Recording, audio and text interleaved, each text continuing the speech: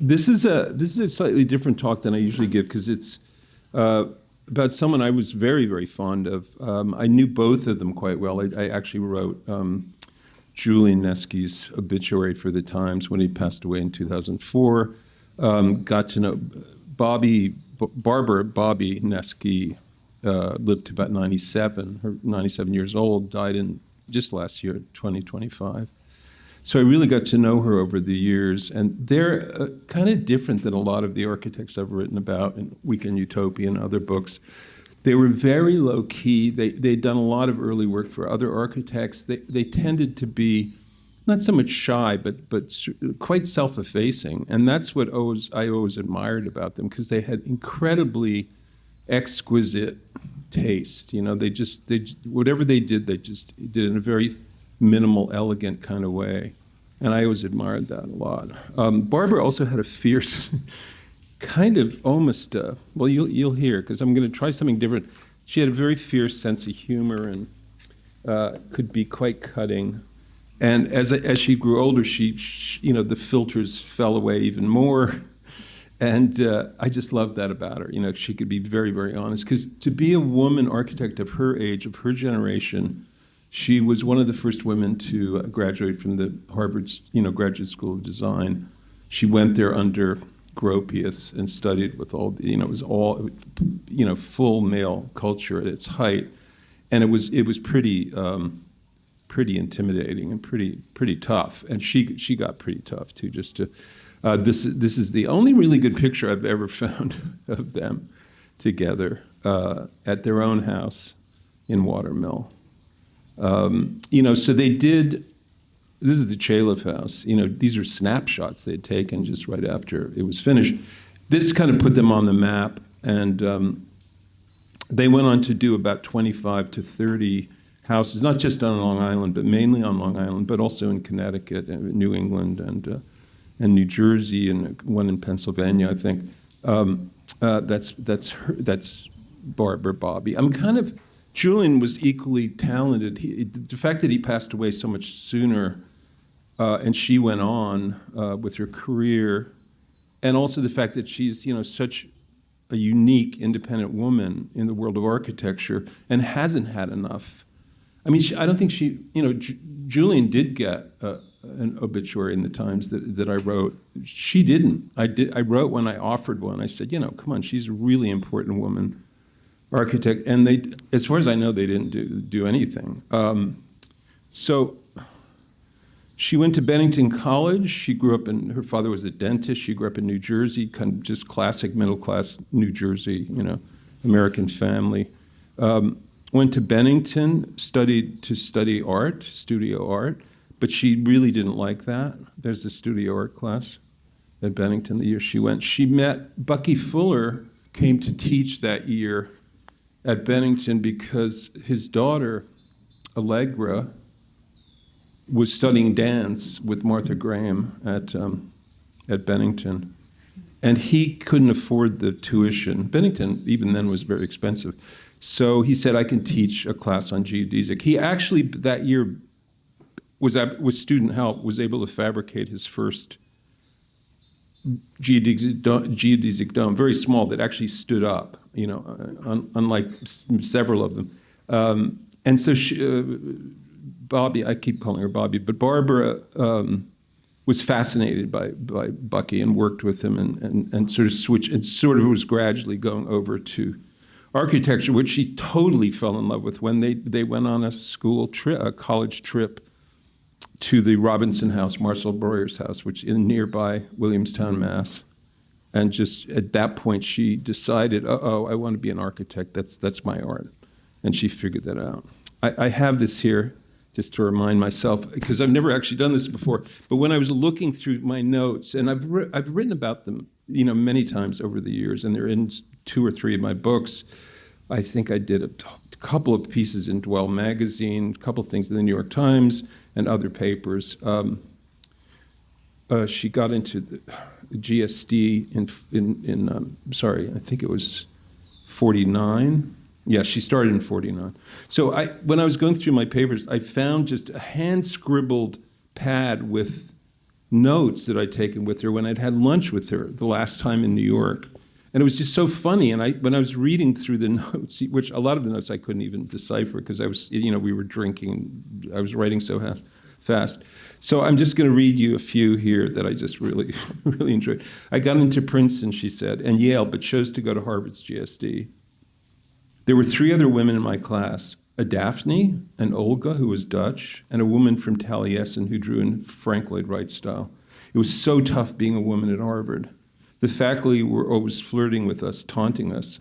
They nicknamed me Dragon Lady because I barked back, my straight hair cut in bangs. I had a boyfriend who won the Prix de Rome, but I learned later that he was married. He died young, murdered on a Caribbean island. Of course, I asked her, did you murder him? But she claimed she didn't murder him. So, I also dated architect Robertson Ward, who was married to a nymphomaniac. I didn't say this, she said this.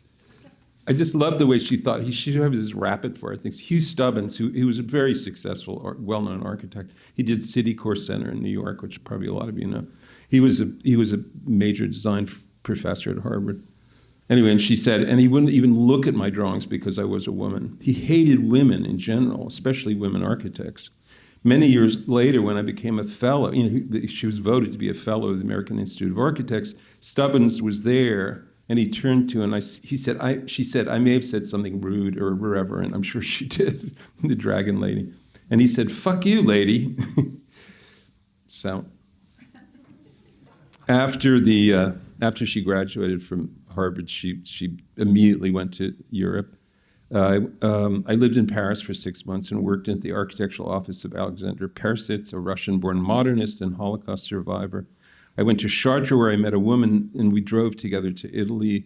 We kept stopping at U.S. Army bases to get free petrol, and then we drove all over Italy, flirting with the Italian guys. Back in New York, I went for an interview with Morse Lapidus, the guy who designed the Fontainebleau Hotel in Miami Beach, kind of a modernist, but a very flamboyant modernist. She did not approve of Morse Lapidus. I was so turned off by the fact that the door handles in his studio were cast in the shape of a T-square. That's what put her off. I finally managed to get a job with Louis Sert and Paul Lester Weiner uptown, and I've spoken a lot about Paul Lester Weiner. He was out here, especially in the later part of his career. He lived in Amagansett in the summers with his wife, Ingeborg ten Heff. Very, very influential, but not as well-known architect, German-born, but he lived most of his life in America. That Ona House, which Lisa, what's her name again? Does anyone? Yeah. He designed that. He did Elizabeth de Cuevas' house, which needs restoration. But, he's a very interesting guy. So she worked with him. She worked on urban plans for Havana and Bogota.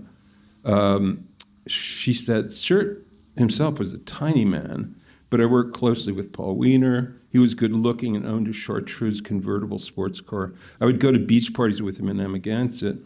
I also worked with Joseph Zaleski on the Havana home of President Batista in Cuba, but it was never built because he was overthrown by Castro in 1959. Then I met this cute guy who was also working for Sert named Joe Neski, my future partner and husband. At first, I assumed he was gay. Anyway, then she went on to, that's Joseph Albert's teaching at the GSD. That is not her, but it's one of the only other women who did attend GSD at that period. So that's Paul Lester Weiner on the left, with Le Corbusier in the middle. That's quite an amazing photograph. And then Sert, who's so tiny, as she said, is on the right. That's one of the master plans of Rio de Janeiro that they worked on when she was there. Her big dream is to work with Breuer, so she started working in 1951. That's where she ended up meeting, I'm sorry, she met her husband at Sert's office. My dream had always been to work with Marcel Breuer. In 51, Joe and I were both hired to work there at his office on 113 East 37th Street. She started with the Silliman House, one of Breuer's great houses in Connecticut, the Silliman House. But I was paid less than the men. When they got a $20 raise, I would only get a $10 raise. And she complained to Breuer, and Breuer said, Bobby, you don't need it. You're a woman. because the idea was she would eventually get pregnant and have to leave the office, and then, it would be a waste of his money. She did a lot of work. She was actually the main sort of project architect on this amazing project in Rotterdam, 1956, to Bijenkorf department store, which had been pretty much 100% damaged. Rotterdam had incredible bombing raids from the German Luftwaffe, and this department store was virtually destroyed. So Breuer was one of the only architects who agreed to work on it, and she worked on that. It was called it means, in Dutch, it means beehive. And she worked out this kind of beehive pattern that was travertine on the exterior facades. I don't know that much more about it, but it's she said it was kind of the main project she worked on that period. Then she begins really Julian and Peter Blake, who a lot of you probably either knew or know about out here because he did so many projects. He was the design director. He was the kind of architecture design curator at MoMA. He was editor of Architectural Forum. And I knew Peter quite well. He would come up with these ideas, but Joe and Barbara really would carry them out. Again, very quietly in the background. Peter was pretty well known. They weren't. The first project they worked together on was the Russell House, which is fantastically still there in Watermill. It was what they called an upside-down house because it's in Watermill looking over the Mecox Inlet. And as you can see in in that kind of lower right, you can see the inlet there in the bottom. And they couldn't see it unless they cranked the house up quite a bit.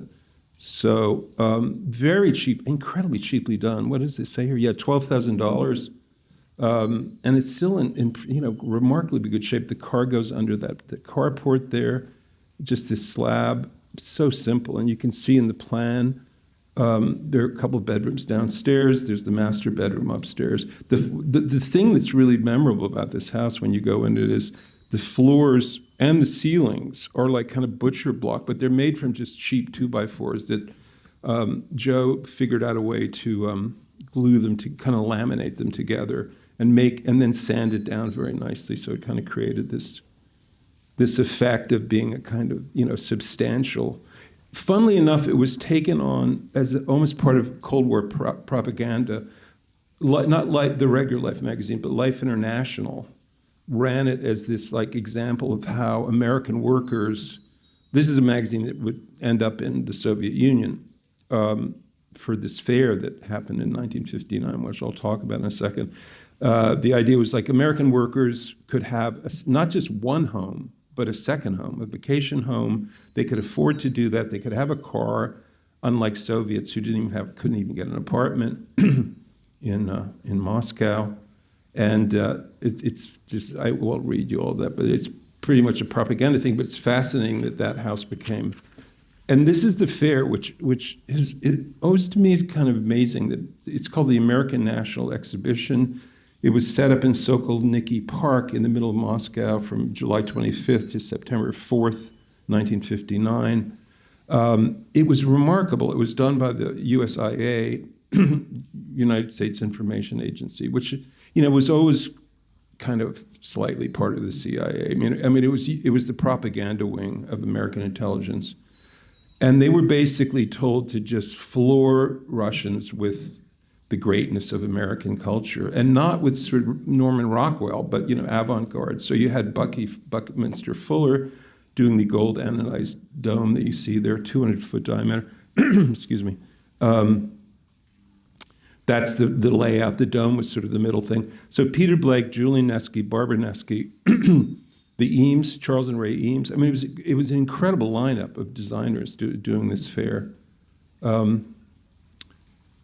Peter and George Nelson and the Neskis worked on the architecture and the art exhibitions. There's George Nelson and Charles Eames. And Jack Massey, the guy on the right, was basically the director of USIA. Amazing guy I got to know just before he died, who had just somehow convinced the State Department that it was better to go, so they had Jackson Pollock, they had Motherwell, they had Franz Klein, they had all these amazing artists, great architecture represented. and the famous Eames it was the first kind of multimedia screen thing ever in 1959, inside the gold Bucky Dome. And it was a day in the life of America. It was called Glimpses of the USA. And Soviet citizens came to this and were just literally kind of almost lost their minds. They'd never seen anything like it. This is just another thing that the jungle gym that Barbara and George Nelson worked on. Of course, the only thing that people remember about this fair was the famous kitchen debate between Khrushchev and Nixon, which was about a whole other thing. I mean, Nixon was trying to make a profile to run for president. So then they come back. One of their first projects is the Hogan House in Bridgehampton. It's instead of the classic Breuer bi-nuclear house with a breezeway in the middle, it's just two cubes with just an open deck between them. That's from the inside. It's very beautiful. There's a Sunday luncheon, the Hogan's lunch. Great house, which is still there, but it's been completely transformed in Montauk, overlooking the cliffs and the ocean, the Armstrong House, 1962. On one side, kind of open Japanese, almost like a kabuki theater set. On the other, in this kind of wonderful porch, very inexpensive, but about $12,000, $15,000. All just standard lumber. Peter and Julian always tried to use standard lumber sizes, like 4x8 sheets of plywood, conventional lengths of 2x4s. The cheapest, just whatever was available at the local lumber yard. So that's sort of the open side, and then from the road you come in. That on the left there, that's the back that's sort of closed down, as if they're Japanese screens you can pull and shut. That's the view out over the ocean. Yeah, it's been kind of. I mean, you barely recognize it now. I mean, but the bones are still there. So then they decided. Peter was a pretty difficult guy, and also I think the fact that they just weren't getting credit for all this work they were doing. They started their own Neski Associates, a firm in 1963. The first one, I think Andrew should. I want to invite Andrew up here now. So this is Andrew Pollock. We already mentioned him, but Andrew, New York-based architect, attended RISD on Barbara Neski's recommendation. So he's very perfect for today. Mm-hmm. You did a summer internship with Norman Jaffe while you were out here, right? That's right. After graduation, you worked for Cohen Pedersen Fox in New York. And then you established your own firm, Andrew Pollock Architect, in 1991, with a focus on residential architect. But most importantly for today is you did, I think one of the best restorations of a mid-century modern house out here, specifically one by the Neskis, which we'll get to in a sec, the Cates House, which is in Amagansett. Very, very controversial, unusual house. So let's go back to their very first, and I know you know a lot about this because this is the Jaffe House that was finished in 1964 on Turbo Lane in East Hampton. Kind of a wonderful combination of, very mid-century modern kind of space, but they're going for high. This is a big change, and it's right before Charles Gauthamy did his parents' house, which sort of turns everything much more vertically. And the reason that was with Gauthamy's parents' house was they had a property on Bluff Road set quite far back. They couldn't see the ocean unless they went quite high up. So instead of these low, flat kind of pavilions, these Mies van der Rohe kind of pavilions that Peter Blake was into, suddenly the houses started to get more abstract, more sculptural, and more vertical to get that thing. In this case, and Barbara told me in detail about this, is surrounded by some major 19th century and early 20th century mansions that were quite high, 3 stories in some cases. And she wanted to meet that height, but couldn't afford, the budget wasn't big enough to make a huge manor house type thing. So they kind of went up that way. Tell me what your feelings about this house are. So this was the original one with two pavilions, yeah. I guess this is not working. Oh. They started with the 2 in 1989-90. They added a 3rd pavilion to it. Right. They did the addition. The house it's quite beautiful and it's quite intact, except for the addition. Right. I was just there today, actually. And yeah. It's what shape is it in? The people have painted a little bit. The people have painted it a little bit. I invited them to join us today. It's quite a lovely house, and the house was recently sold. The land value is such on Terrible Lane that the house was considered a tear down. But luckily, the person who bought it loves the house and now wants to simply restore it and is looking at opportunities. So what could we do? His wife is an artist, and they want to do an addition that doesn't touch the house. And they really are now looking at just how to keep it as a significant piece of architecture. And that's very exciting. That's really exciting. Did they get that it's an important? They really do. Historic. They really that's fantastic. do. And they even though it's a small house, their idea, even as their first summer in it, is to make it very minimal. They bought some Brazilian furniture. Yeah. They've cleared everything out. They've left it almost empty, which is wonderful. They have 2 children, and they're living in this house as intended, almost. So maybe they won't do that much to it other than just kind of fix it up. That's their idea. They have some things, but we did explore something.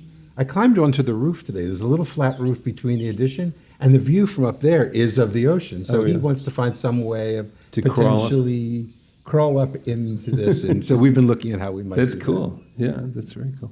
Because I actually got to know them it was about 89 or something, because I was asked to write. Here, 2 architects were invited to come back to their early 1964 house and expand in it. And as I agree with you, because I know you don't feel that was the greatest design they did, because you had these 2 perfect pavilions and they added a 3rd one, which I'm not going to show you, but it's, you can.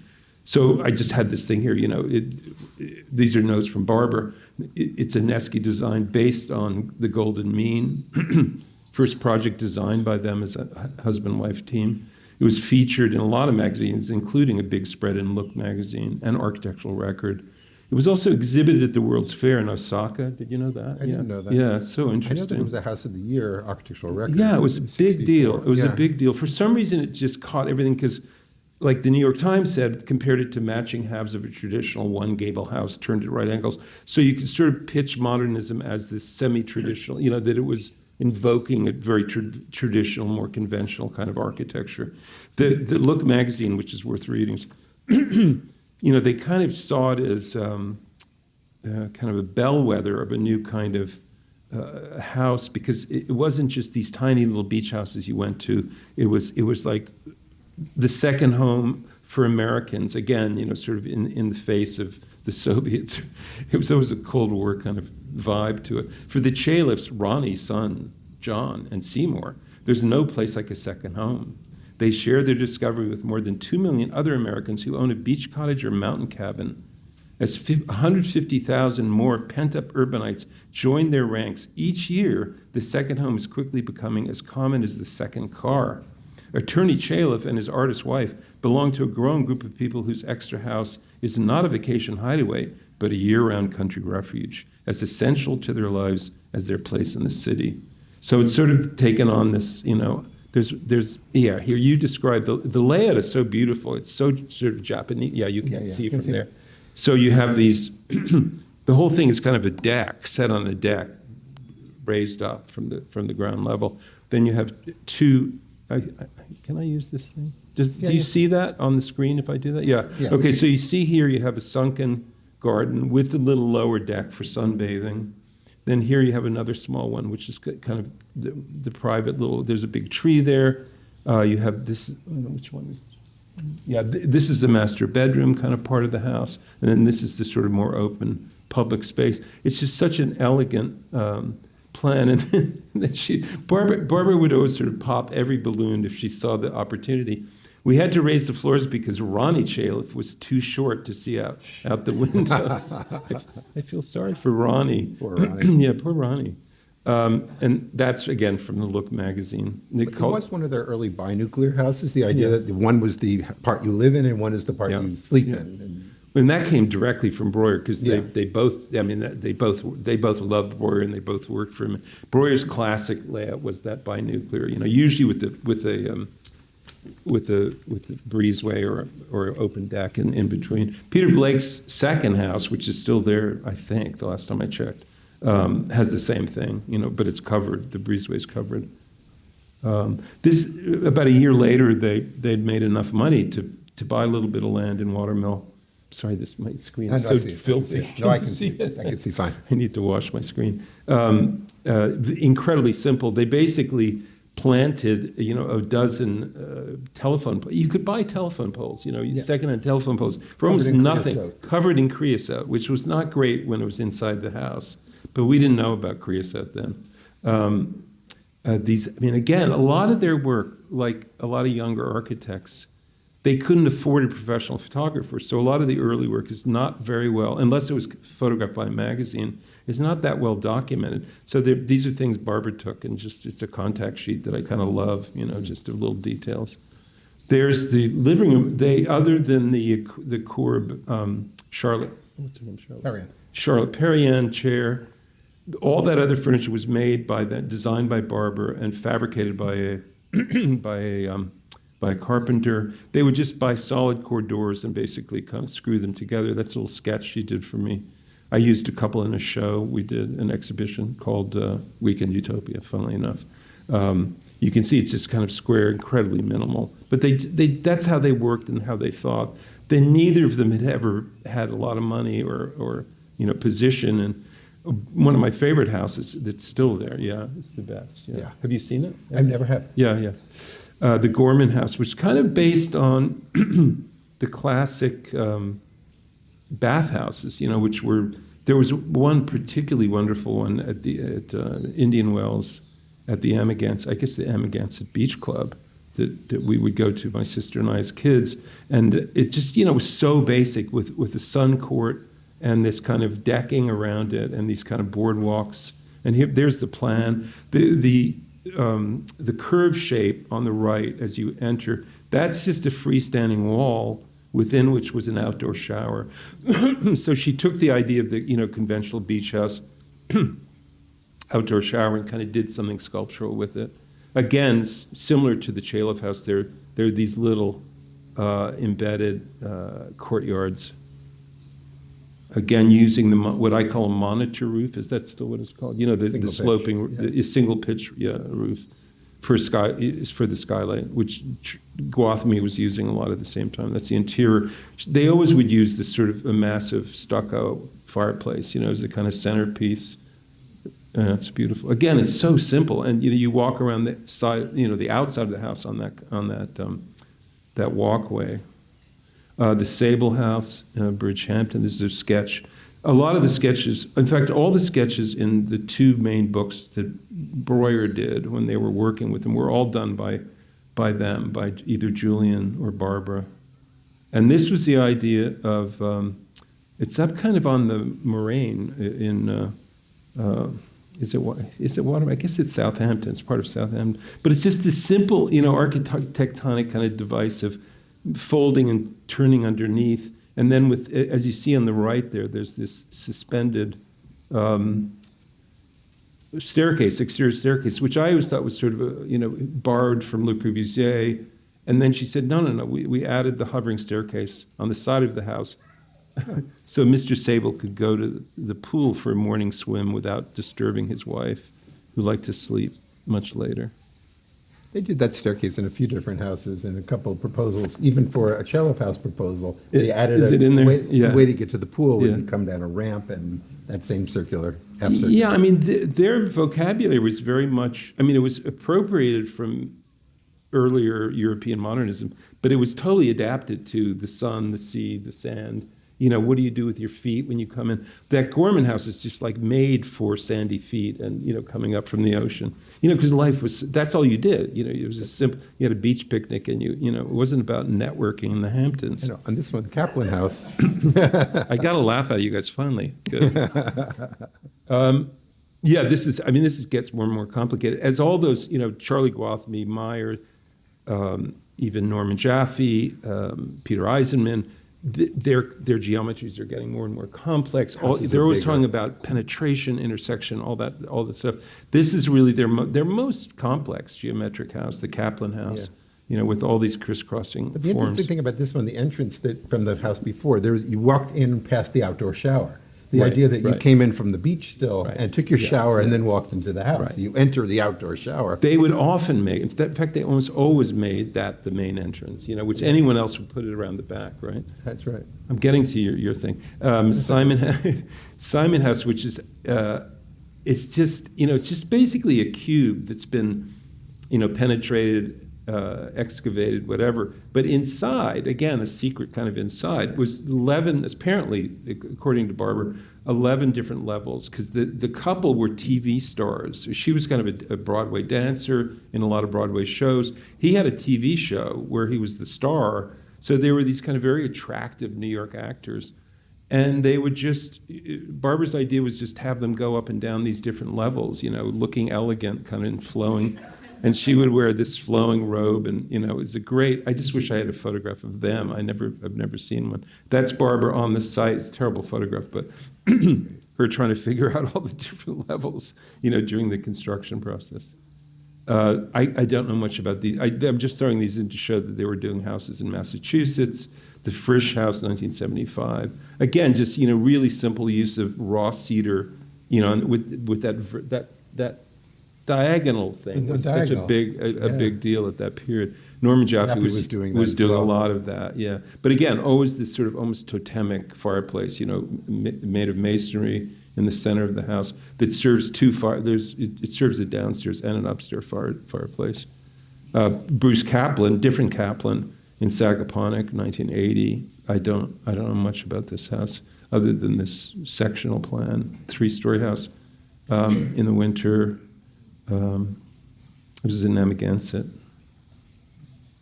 And then you probably know about this. So this house just sold. It was originally Savage was the original owner, right. And then Scott and Kathy Formby.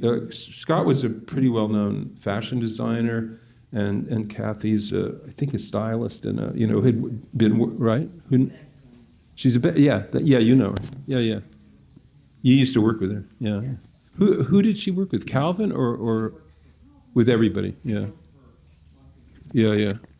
No, she's great. I love her. And the two of them together had amazing taste. And so they got this house. It's a wonderful house. Again, very different environment. I mean, it wasn't the beach. It was this pretty thickly wooded lot in Amagansett. Up on a hill. On a hill, yes. So it was difficult. There was a lot of difficulty about it. And they just did a wonderful job. So Kathy and Scott realized what a cool house this was, and I think I spoke to them, and then I gave them Barbara's number, and they invited her to, they did what you should do, if you have a kind of gem of a house by some interesting architects. They reached out and hired Barbara to come back and redo the house with them, which was fantastic. So they kind of stripped it back to its original elegance. There's a story I did. Oh, wow. In the Times. When was that? Yeah. November 2000. So long ago, yeah. And there they are in their groovy gold, Mustang. They were very cool. Unfortunately, they got divorced. This often happens with architecture. The interior, very elegant. Great selection of art and furniture. There they are, very elegant. Now the case. Sorry, it took so long to get there. That's okay. Okay, so you take over. I think the history of it is that you know as much as I do or more. Right. This one is this is a pure Villa Savoie Pure. And they just sort of did the house it faces the street, and it faces the backside it's on a bluff. An absolutely exquisite site, and the house sits looking on the bluff. Kind of Barnes Hole. I remember Barnes Hole. On Barnes Landing. Yeah. And Partners Bay in the back there. And it passed a lot of things. It was built for a throuple, two therapists, men and one woman, and they Solomonians, if anyone knows what that is. They had free love. Yeah, free love. They had 3 bedrooms on the top floor. This is the front entrance on the narrow side. The other side opens up. And each of the bedroom was a bed with a desk as a headboard so that you could sit at the desk and watch whoever was in the bed and take notes. And each of the 3, so you can see the plan. The floor plan is plan's great. everything. It's talk about psychogeography. Exactly. Yeah. And so you see on the top are 3 bedrooms with a desk at the headboard of each one. Each one was a suite, had its own bathroom. Own deck. its own deck. Yeah. And then there was a circular staircase that served only those 3 bedrooms. There was another circular staircase on the bottom that served 4 little bedrooms for children and a maid's room, so that someone could or a nanny's room, so the nanny could watch all the 4 children, and they would be separate, and they were not communicative. There wasn't one communicating door, but mostly they had one staircase that went up to the back, the view side, and one went to the 4 bedrooms for the kids. I'm so sorry for the nanny. Yeah, she wound up with that. And we got the commission, I got the commission to do an addition to this house, and absolutely loved the house. It was, at that time, they didn't have, it got renovated. The 4 kids' bedrooms had been turned into something else, but the 3 front bedrooms still were that way. Right. It never got really quite built like this, I don't think. Well, this is the ground floor, which is The ground basically floor. nothing, right? It was Right. sort of, And we opened it up even a little bit Yeah. more. But the client I had wanted to do an addition to it, and we did the simplest glass connection to another addition to the right. I restored the old house. We put new windows in that were even more minimal than the ones that were originally done, and just went to the house and let it be as much of it what it wanted to be as possible. And then the addition wasn't slavish to the original house, but to the same Corbusian. let's just explain. So this is now, and This is now. So Andrew's able to. That's essentially exactly what the original pavilion looked like, right, from the street side. Yeah, very And little then what's change. so clever is the whole addition, which we'll show in a sec, is only connected by that glass. You can do Yeah, the little pointer. This thing here to the right, that's a glassed-in breezeway, so you barely notice it. Yeah, it it's doesn't- almost and invisible. From the road, it almost looks like it's not connected, but he was able to retain this sense of this freestanding kind of sculptural object that he kind of stands on his own. And then it goes down the hill. Well, that's the water side. That's the side, that's Yeah. the view that has the 3 Yeah. bedrooms. Right. And what does it have now? Like just- Oh, it's still the same 3 Oh, bedrooms, good. except we found the third one, we took the what with the nanny's room and made that the master bath, so that one of them could have more of a more modern approach, or more current And then approach. this is a drawing that sort of explains it, because you have the pavilion there on the top of the hill. Yes, Looking down, and then there's another hill that kind of goes to the south. to the south. And then there's a pool, and then there's a Yeah. separate property, Yeah. actually, Yeah. that took advantage of Now, that. why was this so difficult to get approval for? Because anytime this is the funny thing, is the houses like this are not safe because people love architecture. They're safe because they have this wonderful proximity to the edge of a cliff.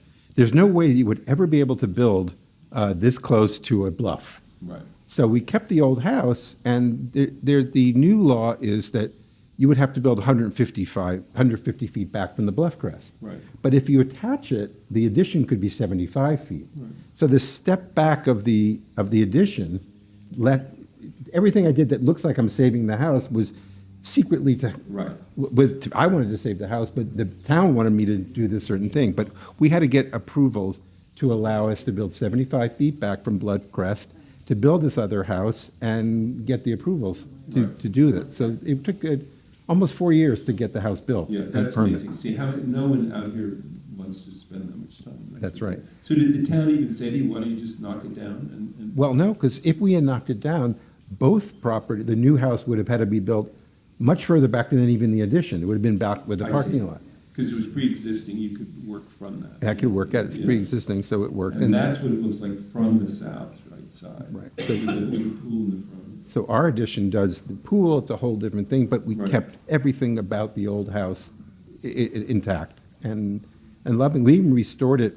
Well, we found that since 1970, every bit of house inside the stucco house had rotted completely. Right. When we took the stucco out, there was nothing holding the house up. Right. We literally had to rebuild all the house inside itself and re-stucco it, Right. and act like we had just fixed what was there, but there was nothing. We know flat roofs aren't that great in No, the end. no, and flat roofs They on a look bluff, cool, yeah. not even at all. Yeah, so it had leaked all those years, right? Just the flat roof. That's right, it leaked Yeah. and it was terrible. But the funniest thing is when we were doing the renovation, we had to do the new HVAC system, and we took one of the ducts off, and inside I found a leather satchel of this crazy pornography from 1960s. And it was their secret stash of it in a duct.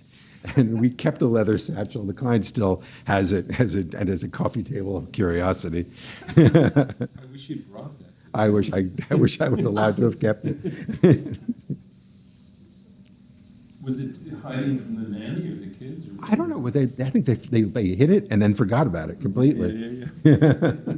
So here's that great section. So you're basically kind of fading down the hill. Yeah, there was a lot of hill to the south. Yeah. How big a lot is it? It's 1.8 acres total. There were sort of two 1 acre lots. Right. And they were two separate building lots that had been merged, but. Did the new owner buy that, or did? Oh, no, there was a renovation done. No, it wasn't, they did a pool, Right. and so they left the house as it is, and they did all the lower stuff. Right. And they merged it, and then we did a new pool and the new house, and kept everything. The pool had a lot of fun with the pool. We treated it as all, negative edges all around, but not so much that you would see the water, but more like it felt like a pond. And so when you're in that house, you really feel like the pool is a pond. It comes out of the garden. It seems to me it's almost a model for, first of all, you have to be very patient. You have to know the local zoning well, right? Yes. How many times did you have to go in? Oh, we probably 2 or 3 times. But they didn't fight me. They didn't ask for anything back because we were very careful about what the zoning. If you were 75 feet back from the bluff crest, as an addition, you were allowed to do it. They didn't question it.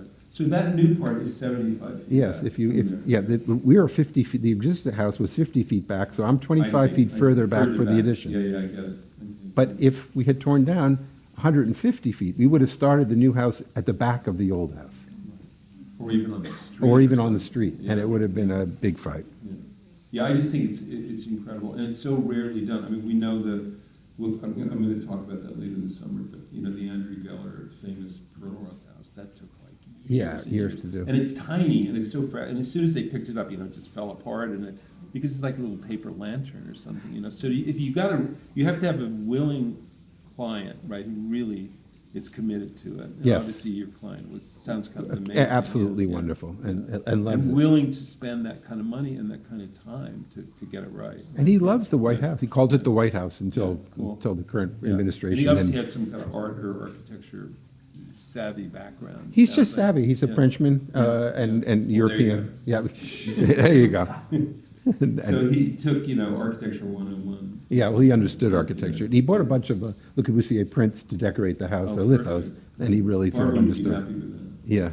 So I think that's kind of it, to end on a nice photograph of Barbara at that Kathy Formby's house.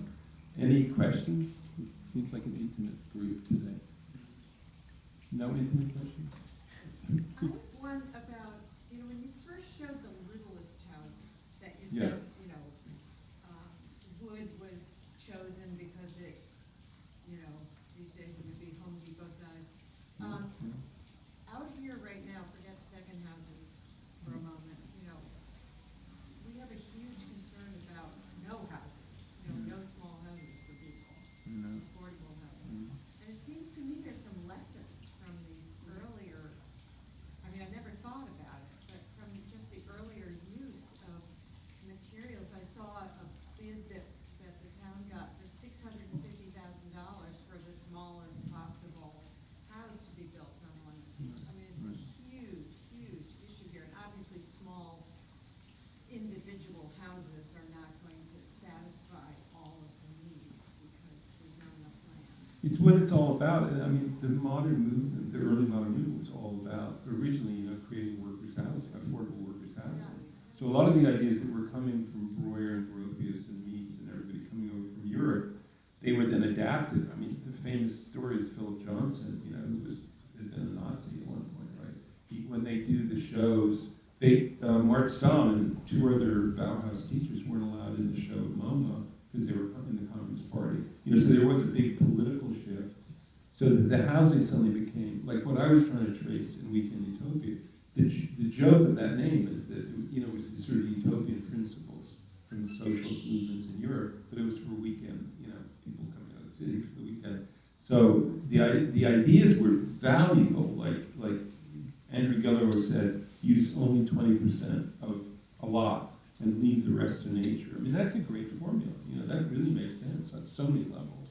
There is another program called the right size house, or an idea that people should build the right size house. If you're a husband and wife with 2 kids, build 3 bedrooms, build 4 bedrooms. Don't build more, and don't build more than you need. Be respectful of the land and live on it humbly. And it's kind of lost, but there's a It's very lost. and it's so much easier to live in a small house. Yeah. I just left the people who own it, who Your house is not that small. no, I just left the people. 26 by 26. That's a small The house. main house. Well, you have a guest house then. Well, we have a barn we Okay. turned into. I'm sorry, I'm not trying to bust. Yeah, that's 23 by 23. Yeah, with a little addition. No, But- it's wonderful. Yeah, I No. don't lack for space, but for a person living alone or with a partner or with one child, the house I have is, well, they raised 2 children there. It's more than enough space, and And you have 2 Le Corbusier murals. How many people out there have that? Not too many. No, but it's a really good question. And then there's the whole tiny house movement. I don't know. Tiny if house that's- is different, but That's different, but still, it was an aesthetic of like, we don't, as you say, you don't need, 40,000 square foot mansion on the beach. But if you come out here, I mean, like Fairfield is it, which is over 100,000, the one in Right. Sagaponic. Sure. That's when I think it hit the limit, and I think the township of Southampton, at that point, I think because of that house. They did, they changed the code. You They can only brought it down build to 20, I think 20,000. 20,000, which is still huge. Yeah, but it's not 100,000. it's not people 100,000. have 20 children.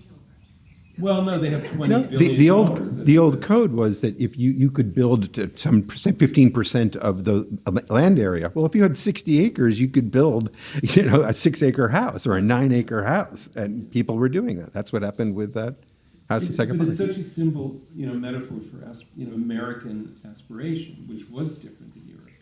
You were leaving all that restriction behind. You could supposedly do whatever you want. So it takes a lot. So someone who's just, whose parents were immigrants and they're making a fortune in Bitcoin or whatever the hell it is, they don't want to be told, go live in a 400 square foot house. It's also- that's a lot of education. It's also a question of the land costs Yeah, here. of So course. if you buy an acre and an acre costs Yeah. $3 million, you have to spend a certain amount to make it make sense. Yeah. Otherwise, they're just going to tear down and do the next million. So Yeah. it becomes that sort of issue. It's totally economic. It Yes. is totally economic. If some hedge fund guys spend 40 million on it. But before I came here tonight, I met the new owners of the Jaffe House, the first one, the Nick 64 house. And they absolutely, they bought the house and they're living it this summer before they do any work.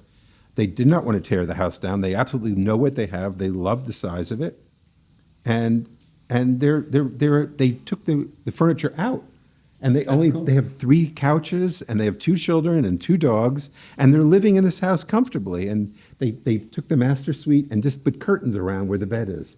Nothing physical. That's so cool. And I applaud them because they just have the most wonderful sensibility. He wants to find some way of going out putting a stair in that one opening, Oh, that opening. in this The opening second, here. the floor, yeah. And because right now there's a new flat roof outside of that for the addition. But Yeah, the addition comes off this way, right? yes, or actually to the side. Yeah. But they have the sensibility to not touch the house, to leave it, Yeah. to live modestly. Yeah. But still, the question was, does that make sense? If we do that, when we sell the house, are they going to knock it down? What are they going to do? Well, that's the big question. How did they even know about it? Were they searching for a house like that? Or Came on the market. Everyone, the Turbo Lane is a wonderful location. It's one of the So great beautiful. locations. It's a beautiful street. Yeah. They understand that the Georgia area is a zoo of people jogging and all that. This is one of the few places in the village, walking distance to Still the quiet. beach, that's still quiet Yeah. and still feels special. So they understand the quality of the land. But the real problem when everyone looked at this was, I talked to the real estate people, they want to know, first thing is, how much could we build? How much could we build here? It's like, okay, do the math, it's 15% plus 1,500 Yeah. square feet, la, la, la, and oh, good, so we could build 7,000 square feet. Yes, only if you tear the house down, and then I'm out the door. I'm done with the conversation. I don't want to be a part of that. Someone else can do that.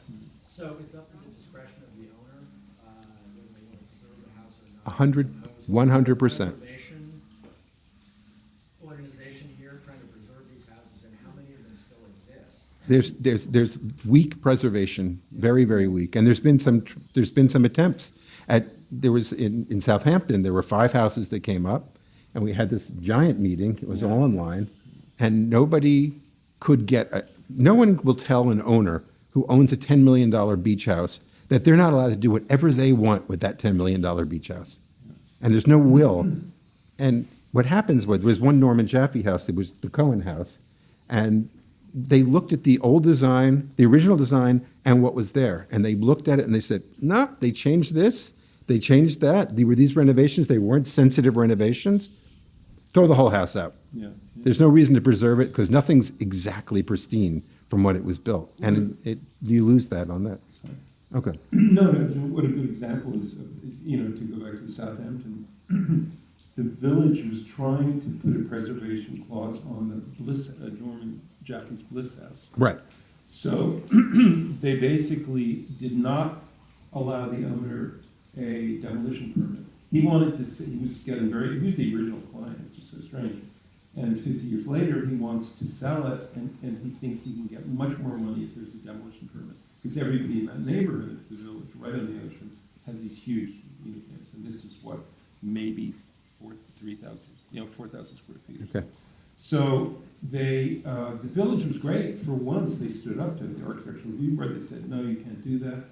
The guy got a pit bull of a lawyer. They went to the, Supreme Court, is it Jaffe or whatever it is.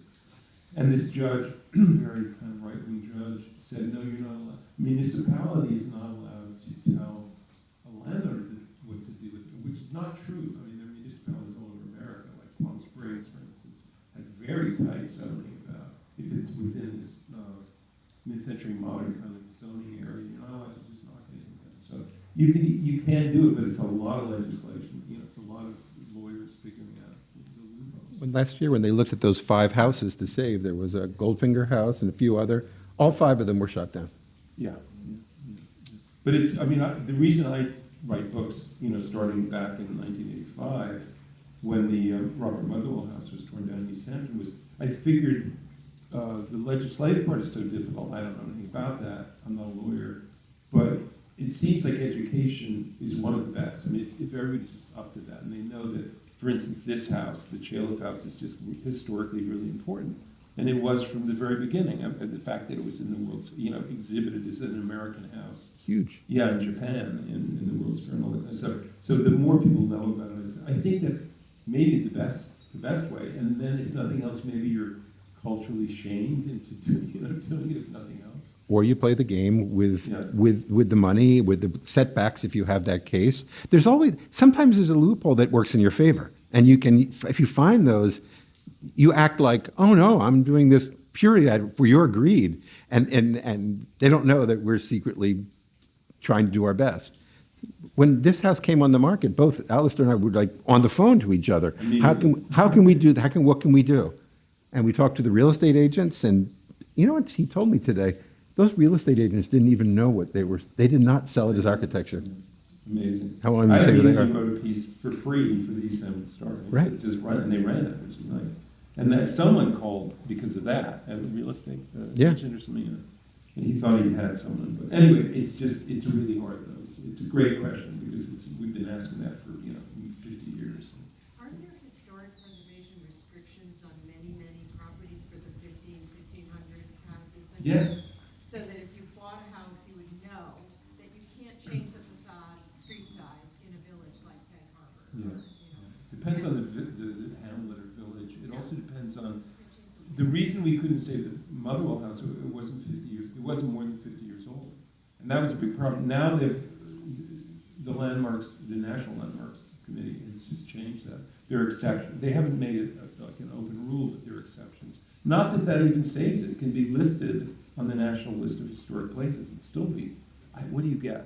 Do you get a fine even? I don't think you get anything. Definitely. Also, in some cases, like I think you were giving a talk and Del Momo was here and she had just tried to show her Bliss House or one of these, and it was gone that night. It had been bulldozed. Yeah. And she said, well, there might be a $10,000 fine. No, it was the Stern House, which was just recent, and it was such a beautiful house, and we all said, to the building department and everybody else, like, if it's about to go down, please let us know, so at least we can film it or something.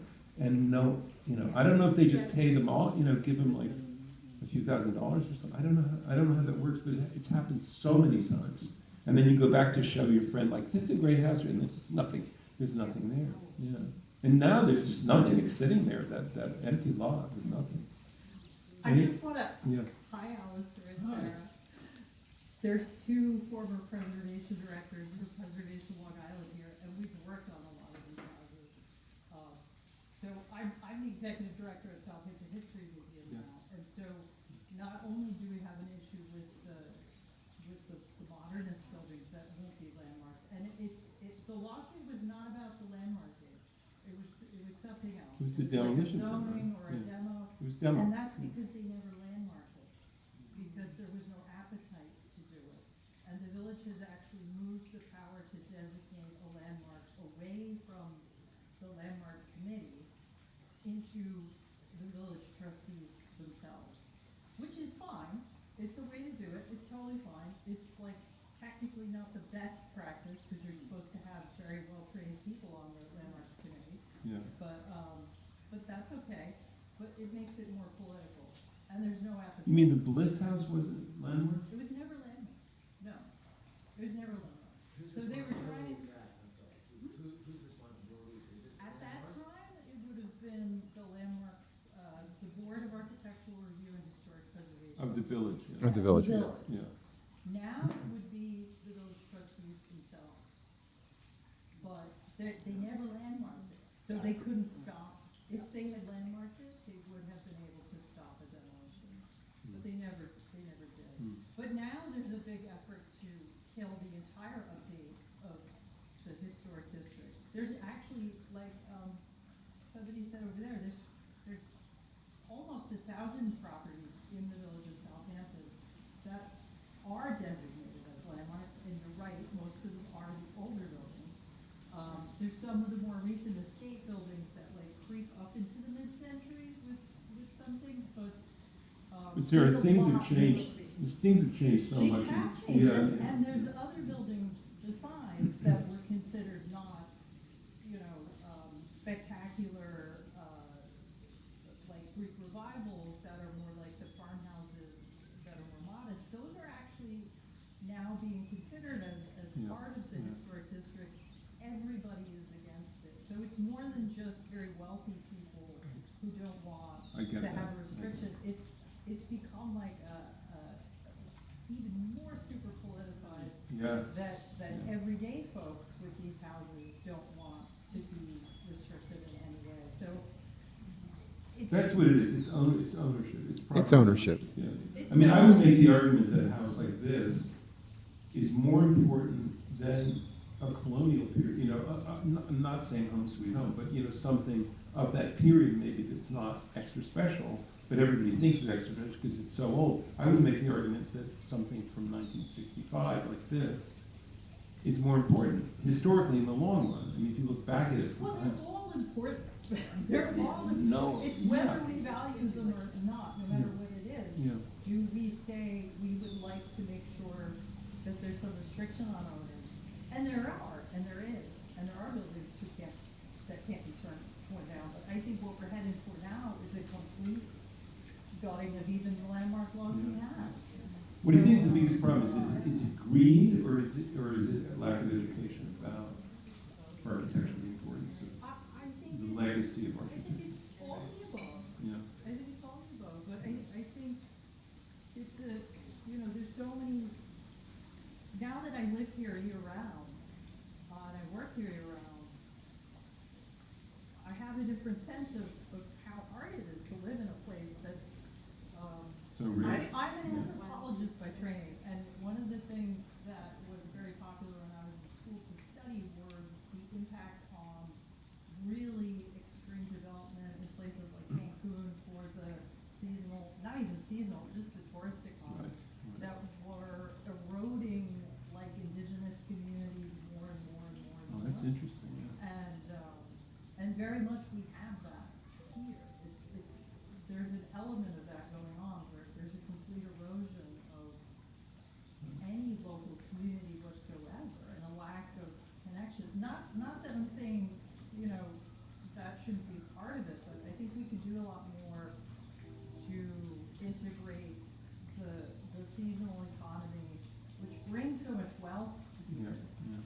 with the everyday life of the place, which used to be, not that it was perfect, but back in the sort of, Gilded Age era, for lack, the summer colony era, the turn of the century, there was a sense that, you know, we're gonna build these huge estates, we're only gonna be here for like a month or two. The community that lives here year-round are the ones who are gonna be the stewards of it for us when we're gone, they're gonna take care of it, they're gonna, you know, mow, they're gonna take care of, you know, if we have agricultural fields, do all that. So we've really lost sense of even that, Yeah. that there's a community that will maintain the bushes when we're gone. Sure, thank you for all that, it's really interesting. Thank you, and I appreciate you bringing this up. Thank you, Andrew, for joining us. And thank you for coming, everybody. Thank you. Thanks, everybody. I keep on looking at that photo. That photo, this is the best house. It's so nice, isn't it? Yeah.